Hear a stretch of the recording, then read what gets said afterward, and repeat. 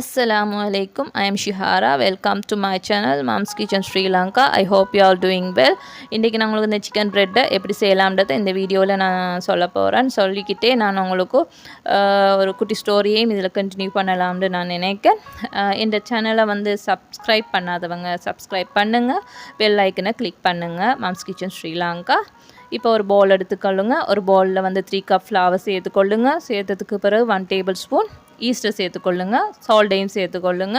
தேவையான அளவு சால்ட்டையும் சேர்த்து நல்லா மிக்ஸ் பண்ணிக்கொள்ளுங்க. மிக்ஸ் பண்ணிவிட்டு லுக் வார்ம் மில்க்கை 1 கப் லுக் வார்ம் மில்க்கையும் எடுத்து நீங்கள் நல்லா மிக்ஸ் பண்ணிக்கொள்ளுங்க. மிக்ஸ் பண்ணினதுக்கு பிறகு ஆயிலை சேர்த்துக்கொள்ளுங்க. 2 டேபிள் ஸ்பூன் ஆயிலை சேர்த்துக்கொள்ளுங்க. 2 டேபிள் ஸ்பூன் அது போதல்லாட்டி நீங்கள் இன்னும் கொஞ்சம் ஆயிலை நீங்கள் சேர்த்துக்கொள்ளலாம். சேர்த்து நல்லா நீட் பண்ணிக்கொள்ளுங்க. கையிலையும் நீங்கள் ஆயிலை சேர்த்து நல்லா நீட் பண்ணிவிட்டு எடுத்துக்கொள்ளுங்க. அப்போ நீங்கள் எவ்வளோக்கு நீட் பண்ணுறீங்களோ அந்த அளவுக்கு நீட் பண்ணினா தான் நம்மளோட டோ வந்து சாஃப்டாக இருக்கும். நல்லா நீட் பண்ணினதுக்கு பிறகு ஒரு பவுல் எடுத்து அதில் ட்ரான்ஸ்ஃபர் பண்ணுங்க. உங்களோட டோவை நீங்கள் ட்ரான்ஸ்ஃபர் பண்ணிவிட்டு 2 ஹவர்ஸ் வச்சுக்கொள்ளுங்க. க்ளீன் பேப்பரால் க்ளோஸ் பண்ணிவிட்டு 2 ஹவர்ஸ் நீங்கள் வெயிட் பண்ணுங்கள். அதுக்கு பிறகு எடுத்துகிட்டு நம்மளோட சிக்கன் ப்ரெட்டை நம்ம செய்யலாம். இப்போ நான் அந்த ஸ்டோரியை உங்களுக்கு சொல்ல போகிறேன். ஒரு அப்பாவும் மகனும் அவங்களோட கிராமத்தை விட்டு இன்னொரு கிராமத்துக்கு போயிட்டு இருக்கக்கோல அவங்களுக்கு ஒரு ஓய்வெடுக்கிறதுக்காக ஒரு மரத்தை காண்றாங்க. அந்த மரத்தில் வந்து ஓய்வெடுத்துட்டு இருக்கக்குள்ள அப்பாவுக்கு தாகமாக இருக்கு. அப்பா மகனுக்கிட்ட சொல்கிறாரு, இன்றைக்கி நான் அந்த ஏரியில் போய் தண்ணி எடுத்துகிட்டு வாங்கன்னு சொல்கிறார்.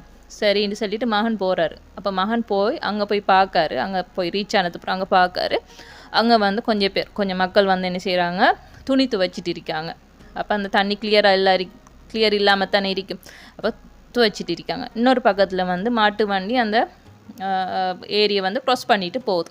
அப்போ அவருக்கு அந்த தண்ணியை எடுக்க இல்லாமல் போய்த்து அப்பா கிட்ட வந்து சொல்கிறாரு, உங்களுக்கு அந்த தண்ணியை குடிக்கல அப்பா. அப்போ சரின்னு சொல்லி அப்பா வருந்தாமல் சரின்னு சொல்லிட்டு மகனை வந்து நீ வந்து ஓய்வெடுத்துக்கொள்ளு என்று சொல்லிட்டு கொஞ்சம் நேரம் 1 ஹவர் ஓய்வெடுத்துட்டாங்க. ஓய்வெடுத்துட்டு பிறகு அப்பா சொல்கிறார், இப்போ போய் எடுத்துகிட்டு வா, ஏரியில் போய் தண்ணி எடுத்துகிட்டு வான்னு. மகன் போகிறாரு. போனோன்னு அங்கே தண்ணி கிளியராக இருக்கு. கொண்டாந்து அப்பா கிட்ட தண்ணியை கொடுக்காரு. அப்போ அப்பா சொல்கிறார், நான் உன்கிட்ட நான் சொல்ல வரேன்னு சொல்கிறாரு. அப்போ சொல்லுங்க அப்பான்னு சொல்கிறார். இப்போ நீ கொஞ்சம் நேரம் நீ ஓய்வெடுத்து போனதால் 1 ஹவர் நீ நிதானமாக அங்கே இருந்து நீ ஒன்றும் செய்யலை. நீ நிதானமாக இருந்து ஒரு 1 ஹவர் நீ நிதானமாக அங்கேருந்து போனதால் அந்த தண்ணி வந்து கிளியராக இருந்திருக்கு. அப்போ அந்த கிளியராக இருந்ததால் அந்த தண்ணி எனக்கு பருக ஏழுமா இருந்துச்சு. அதே மாதிரி தான் நம்மளோட மனசு சுத்தமாக இருக்கக்கோல நம்ம எடுக்கிற தீர்மானங்களும் நல்லதாக இருக்கும். அப்போ நம்ம அந்த தண்ணியும் நம்ம அப்படித்தான், தண்ணிக்கு நம்ம ஒரு டைம் கொடுத்ததால் அந்த தண்ணி கிளியராக போய்த்து. அதே மாதிரி நம்மளோட மனசுக்கும் ஒரு டைம் கொடுத்தோம்னு சொன்னால் நம்மளோட மனசு சுத்தமாக இருந்தால் நம்ம எடுக்கிற முடிவுகளும் கரெக்டாக இருக்கும். இப்போ நம்ம கறியை செய்யலாம். இப்போ இந்த கறியை செய்கிறதுக்கு பாருங்கள், நான் சிக்கன் ஆனியன் எல்லாம் சேர்த்து நான் உங்களுக்கு தேவையான அளவுக்கு நீங்கள் சேர்த்து நீங்கள் கறியை நீங்கள் விரும்பின மாதிரி நீங்கள் செய்து கொள்ளலாம். இப்போ நான் வந்து masala powder, chicken masala powder, அது பெப்பர் பவுடர், சில்லி ஃப்ளேக்ஸ், உப்பு, சில்லி, கருவேப்பிலை அதெல்லாம் சேர்த்து நான் சிக்கனையும் சின்ன இல்லாட்டி நீங்கள் அரைச்சி நீங்கள் பாயில் பண்ணி அதை நல்லா மேஷ் பண்ணி அதை போட்டு நீங்கள் உங்களுக்கு விரும்பின மாதிரி நீங்கள் கறியை செய்து கொள்ளலாம். நான் இப்படி கறியை செய்து கொள்கிறேன். உங்களுக்கு தேவைன்னு சொன்னால் மில்க்கும் கார்ன்ஃப்ளவரும் சேர்த்து க்ரீமியாகவும் நீங்கள் அந்த சிக்கனை வந்து நல்லா அரைச்சி நீங்கள் க்ரீமியாகவும் நீங்கள் செய்து கொள்ளலாம். நான் இந்த மெத்தடில் நான் வந்து இந்த கறியை நான் செய்து கொள்கிறேன். இப்போ நான் உங்கள்கிட்ட செகண்ட் ஸ்டோரியை சொல்கிறேன். ஒரு அப்பாவும் மகனும் என்ன செய்கிறாங்கன்னு சொன்னால் ஒரு பார்க்குக்கு போகிறாங்க. மகனை அப்பா கூட்டிகிட்டு போகிறாரு. அப்பா கிட்ட மகன் சொல்கிறாரு, எனக்கு அந்த ஷாப்பில் இருக்கிற பல கடவுண்ட கண்டு கேட்காரு, இந்த ஷாப்பில் இருக்கிற இன்னைக்கு ஆப்பிளை வாங்கித்தாங்க அப்பா கிட்ட நிறைய காசு இல்லை, கொஞ்சம் காசை தான் எடுத்துகிட்டு போகிறாரு. அப்போ சரின்னு சொல்லி அப்பா வந்து அந்த 2 ஆப்பிளை வாங்கி கொடுக்காரு. அந்த ஆப்பிளை வாங்கி கொடுத்தோன்னே மகன் சந்தோஷத்தில் அந்த ஆப்பிள் 2ஐயும் வச்சுருங்க. அப்பா வந்து 2 ஆப்பிள் தானே, அப்பா வந்து ஒரு ஆப்பிளை தா மகன்ட்டு கேட்டதுக்கு மகன் என்ன 2ஐயும் கடிச்சிட்டார். அப்போ 2ஐயும் கடிச்சோன்னா அப்பாவுக்கு கவலையாக போய் ஒரு இடத்துல அப்பா வந்து இருக்கார். ஏன் நம்மளோட மகன் இந்த வயசுலேயே பேராசையாக இருக்கார், க்ரீடியாக இருக்கார் என்று யோசிச்சுட்டு இருக்கக்குள்ள கொஞ்ச நேரத்தால் மகன் வந்து ஆப்பிளை வந்து கொடுக்காரு. அப்போ அப்பா ஆச்சரியப்படுறாரு, ஏன் அப்போ நம்ம தான் அவசரப்பட்டுட்டோமோன்னு சொல்லி. இது நல்ல இனிப்பாக இருக்கு அப்பா, ஸ்வீட்டாக இருக்குது, இந்த ஆப்பிளை சாப்பிடுங்க அப்பா. அப்போ அவர் வருத்தப்படுறார், நம்மளோட மகனை வந்து நம்மளோட சன்னை வந்து நம்ம ராங்காக ஜட்ஜ்மெண்ட் பண்ணிட்டோமேன்னு சொல்லி. இப்போ இதில் என்ன சொல்கிற வாரன்னு சொன்னால், நீங்கள் யாரையும் ஜட்ஜ்மெண்ட் பண்ணாதீங்க, ராங்காக அவசரப்பட்டு ஜட்ஜ்மெண்ட் பண்ணிடாதீங்க. அவங்க சம்டைம் கரெக்டாக இருக்கலாம். நீங்கள் அவசரப்பட்டு முடிவெடுத்தீங்கன்னு சொன்னால் வாழ்க்கையில் எல்லாம் கஷ்டமாக தான் அமையும்.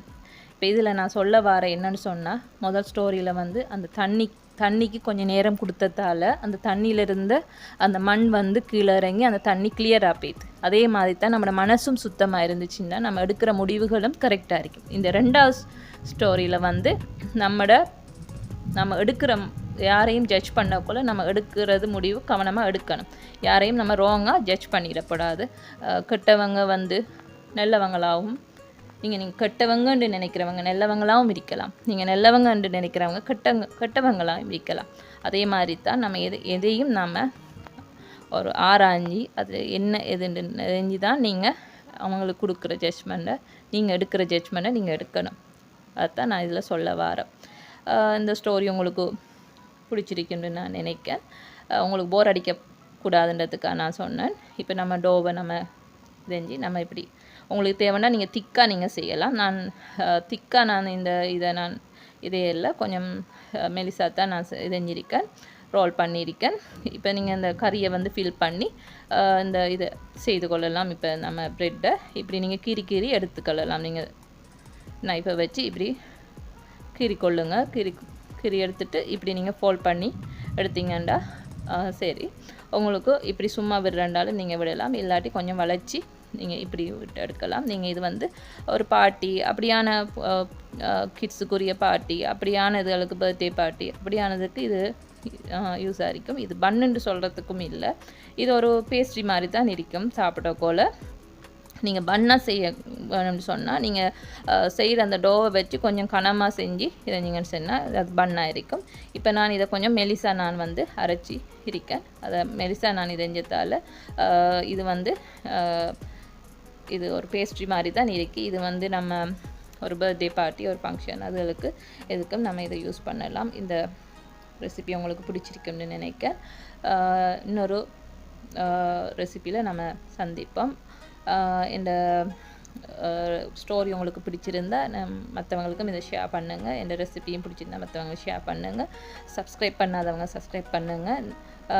மாம்ஸ் கிச்சன் ஸ்ரீலங்கா பெல் ஐக்கனை கிளிக் பண்ணுங்கள், அப்போ தான் நோட்டிஃபிகேஷன் வரும். Okay, good bye, thank you.